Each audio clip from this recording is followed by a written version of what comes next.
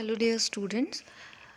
तो आज आपका सेकंड यूनिट का एक लास्ट टॉपिक है इंडस्ट्रियल डेवलपमेंट रेगुलेशन एक्ट।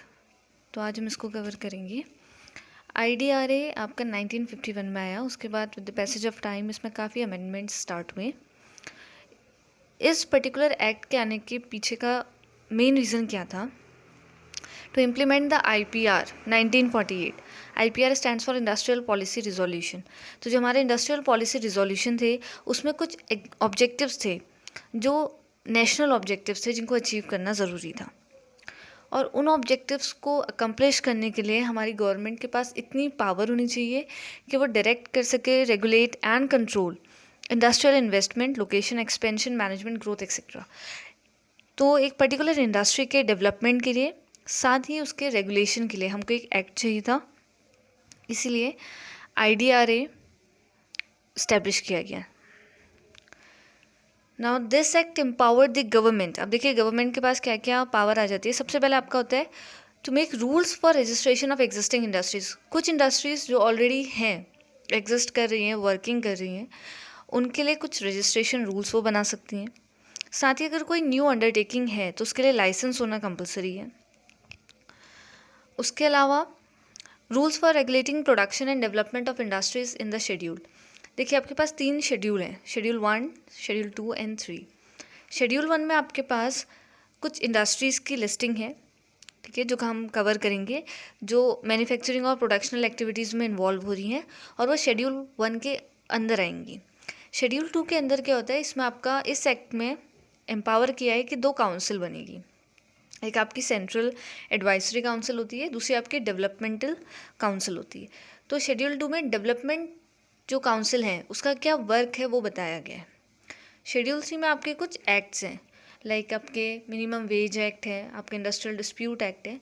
तो ये कुछ एक्ट हैं, स्टैंडिंग ऑर्डर्स एक्ट हम अगर कह सकते हैं। तो ये सारे आपके शेड्यूल 3 का पार्ट है। तो ये 3 शेड्यूल हैं। रूल्स और रेगुलेटिंग जो होता है प्रोडक्शन और मैन्युफैक्चरिंग की यूनिट्स की, वो शेड्यूल 1 में है, ठीक है। उसमें कुछ इंडस्ट्रीज़ ऑलरेडी लिस्टेड हैं कि लाइक टेलीकॉम के अंदर क्या क्या वर्क करेगी इंडस्ट्री, अगर कोई है, कोई एयरलाइंस में है, या अलग अलग इंडस्ट्रीज़ की वर्किंग प्रॉपर उसमें बता रखी है, ठीक है। Coverage of the act the whole of India and to all factories manufacturing any item in the schedule 1 to the act. जो भी फैक्ट्रीज़ आपका मैन्युफैक्चर कर रही है किसी भी आइटम को, जो शेड्यूल 1 में कुछ लिखे होंगे, उन चीज़ों को अगर आपका कोई भी फैक्ट्रीज़ बना रही हैं तो उनको भी इस एक्ट को फॉलो करना कंपलसरी है, ओके। अब मैंने बोला इस एक्ट में 2 हमारी काउंसिल होती हैं, सेंट्रल एडवाइजरी काउंसिल, दूसरी आपकी development council. Central advisory council का देखिए मेन वर्क क्या होता है, एडवाइस करना गवर्नमेंट ऑफ इंडिया को on matters of development and regulation of scheduled industries. जो आपने शेड्यूल इंडस्ट्री बना रखी है वो कैसे डेवलप करें, उनका डेवलपमेंट कैसे हो, साथ ही साथ आप उसको रेगुलेट कैसे करोगे, ये बताएंगे। Chairman and all the members to be appointed by government of India. Main है क्योंकि गवर्नमेंट ऑफ इंडिया को एडवाइस कर रही हैं, तो इसका अपॉइंटमेंट भी गवर्नमेंट ऑफ इंडिया के थ्रू होगा। मैक्सिमम नंबर 30 हैं, और ये सब रिप्रेजेंट करते हैं जितना भी स्टेक होल्डर्स का इंटरेस्ट है। मान लीजिए शेड्यूल्ड इंडस्ट्रीज़ में डिफरेंट स्टेक होल्डर्स होंगे जिनका उस कंपनी में कुछ ना कुछ इंटरेस्ट ज़रूर होगा, चाहे वो ओनर्स हो, एम्प्लॉयज़ हो, कंज्यूमर्स हो, प्राइमरी सप्लायर्स हो। तो उन सब के इंटरेस्ट को रिप्रेजेंट करना ड्यूटी है सेंट्रल एडवाइजरी काउंसिल की। ऑल्सो सब committees of central advisory council. दूसरी हमारी आती है डेवलपमेंट काउंसिल। अब देखिए ये क्या टास्क परफॉर्म करती है, ये रिकमेंड करती है टारगेट्स फॉर प्रोडक्शन, कितना प्रोडक्शन होना चाहिए, coordinating production programs and reviewing programs. तो इन सब का प्रॉपर रिकमेंडेशन देती हैं। साथ ही क्या करती है, आपकी एफिशिएंसी को इंक्रीज़ करने के लिए जो भी नॉर्म्स हैं उसको सजेस्ट करती हैं। प्रॉपर, या फिर हम कह सकते हैं मैक्सिमम यूटिलाइजेशन होना चाहिए रिसोर्सेज का, अंडर यूटिलाइजेशन नहीं हमेशा, और ना ही ज़्यादा ओवर यूटिलाइजेशन। एक ऑप्टिमल यूटिलाइजेशन लेवल में कैसे जा सकते हैं उसके लिए मेजर्स सजेस्ट करती है। उसके साथ बेटर मार्केटिंग एंड डिस्ट्रीब्यूशन जितना अच्छा हो सके, स्टैंडर्डाइजेशन ऑफ प्रोडक्ट पे ध्यान देती है। सिक्स सिग्मा की क्वालिटी आप कह सकते हो यूज़ कर सकती है, जिसमें आपका क्या होता है कि एरर होने के चांसेस बहुत कम होते हैं। Distribution of controlled materials, then work study, organisation and methods study कि कौन सी मेथड वो ऑप्ट कर रहे हैं, बहुत सारी स्टडीज़ हैं आपके, आप साइंटिफिक वे से कर सकते हो, या फिर जो बेसिक हम लोग स्टडीज़ लेते ही हैं नॉर्मली, वो सारी स्टडी को कंसिडर करती है कि ऐसे काम होना चाहिए कि आपके चीज़ें भी प्रॉपरली यूटिलाइज हो जाएं, स्केर्सिटी ऑफ रिसोर्सेज की जो प्रॉब्लम है मार्केट में ऑलरेडी अवेलेबल, उसको हम कोप अप कर सकें, साथ ही साथ हम प्रॉफिट भी जनरेट कर सकें, और अपने एम्प्लॉयज़ पे भी हमको ध्यान देना है, राइट। तो कैसे करना है, उनको प्रॉपर ट्रेनिंग प्रोवाइड करो या रीट्रेनिंग ऑफ वर्कर, ऐसे नहीं एक ही बार करा दिया, ठीक है। डायनेमिक इन्वायरमेंट में अगर आप रह रहे हैं तो आपको रीट्रेनिंग की भी ज़रूरत पड़ती रहेगी। उसके साथ ये scientific and industrial research promote करती हैं। Standardisation of accounting and costing methods, कि आप कौन सी मेथड यूज़ कर रहे हैं, ठीक है, कन्वेंशंस कॉन्सेप्ट्स के अकॉर्डिंग चल रहा है, कैसे वर्क कर रहा है, ये सब कुछ करती है, स्टैंडर्डाइज करती है उनको। स्टैटिस्टिक्स, देन डिसेंट्रलाइजेशन एंड सब contracting for small scale industries. Okay, अब देखिए इसके अंदर, इस एक्ट के अंदर मेन क्या फंक्शंस परफॉर्म्ड होते हैं, जो रेगुलेशन होता है इनका इंडस्ट्रीज़ का, शेड्यूल्ड इंडस्ट्री का। सबसे पहले तो क्या है, जो हमारी यूनिट्स हैं ऑलरेडी एग्जिस्टिंग अंडरटेकिंग है, ठीक है, काम कर रही है, तो उसका रजिस्ट्रेशन होना बहुत ज़रूरी है। ये PSU को भी इंक्लूड करता है, ठीक है। उसके साथ क्या करना है कि gate certificate with installed capacity and other details, certification भी चाहिए कि कितनी कैपेसिटी है आपकी ऑलरेडी, कितना स्कोप है और कितना वर्क चल रहा है। दूसरी चीज़, ठीक है, एग्जिस्टिंग के लिए तो हमने क्या बोला कि आपको रजिस्ट्रेशन रिक्वायर्ड है। जो नई आ रही है, जो न्यू यूनिट्स आ रही हैं, उनको लाइसेंस की ज़रूरत पड़ेगी, ठीक है। और for this there will be a licensing committee. अब लाइसेंसिंग कमेटी बैठेगी, क्योंकि लाइसेंसिंग बहुत इंपॉर्टेंट पार्ट है। अब किस किस चीज़ों में आपको लाइसेंस की ज़रूरत पड़ती है फॉर न्यू अंडरटेकिंग, अगर आप कुछ नया कर रहे हैं, न्यू वर्क कर रहे हैं। सेकेंड, फॉर सब्सटेंशियल एक्सपेंशन, अगर आप एक्सपेंड करना चाह रहे हैं अपने बिजनेस लाइन को, तब आपको लाइसेंस की ज़रूरत पड़ती है। प्रोडक्शन ऑफ न्यू आर्टिकल्स, आप डिफ्रेंशिएशन लाना चाह रहे हैं प्रोडक्ट लाइन में, नए आर्टिकल्स को आप प्रोड्यूस करना चाह रहे हैं, तब आपको लाइसेंसिंग की ज़रूरत है। Change in location, if you really want to change your location, फिर आपको लाइसेंसिंग रिक्वायर्ड है। कैरिंग ऑन बिजनेस, अगेन अगर आपको आगे भी कैरी ऑन करना है तो विद एक टेन्योर होता होगा, जैसे वो टेन्योर एक्सपायर है तो you have to go for renewing that particular licence, ठीक है। These are the objectives of licensing, go through it.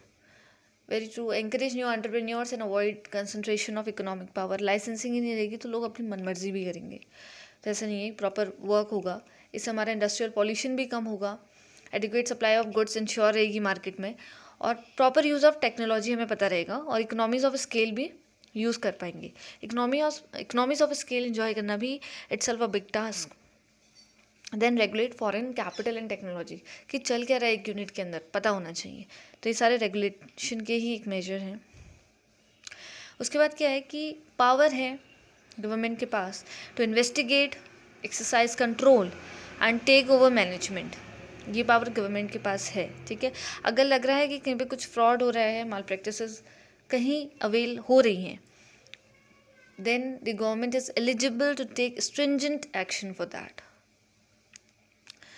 Power to provide relief to certain industrial undertakings, ऐसा ही नहीं है कि हर बार वहीं एक स्ट्रिंजेंट रूल्स को फॉलो करा जाए। अगेन अगर उनको लगता है कुछ एक्सरसाइज हैं, कुछ एक पर्टिकुलर इंडस्ट्री ऐसी है जिसमें थोड़ा सा रिलीफ की अभी रिक्वायर्ड है, बहुत सारे रीज़न हो सकते हैं इसके पीछे, तो गवर्नमेंट रिलीफ भी प्रोवाइड करेगी। उसके बाद जो हमने पढ़ा प्राइस एंड डिस्ट्रीब्यूशन कंट्रोल, ये भी गवर्नमेंट के हाथ में आ जाएगा। प्राइस की वो फिक्सेशन कर सकती है, प्राइस का कैसे क्या चलेगा, ठीक है।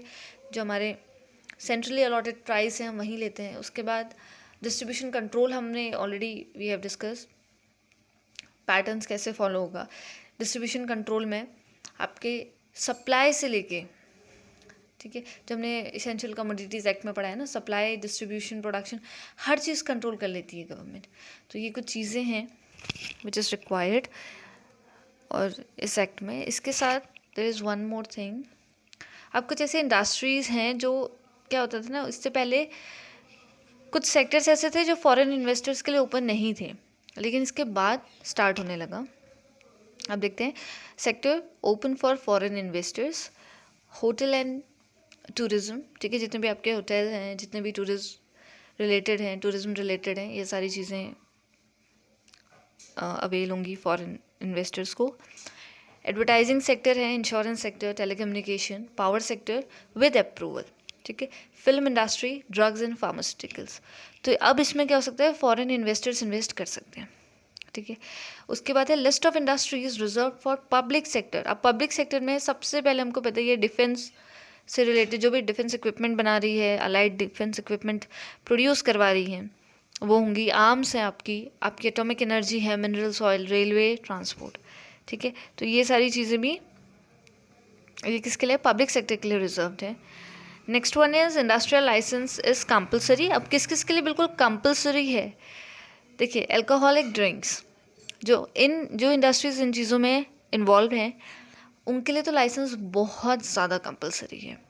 Cigar and cigarettes of tobacco, defence equipment, hazardous chemical, drugs and pharmaceuticals. तो ये कुछ ऐसे इंडस्ट्रीज़ हैं जिनके लिए लाइसेंसिंग बहुत ज़्यादा ज़रूरी है, ठीक है। तो क्या है, इस एक्ट में नॉर्मल है कि हम कैसे कुछ इंडस्ट्रीज़ का डेवलपमेंट कर सकते हैं, कैसे उनको प्रमोट कर सकते हैं। तो इसके लिए जितने भी मेजर्स लिए जा सकते हैं वो सब लिए गए हैं।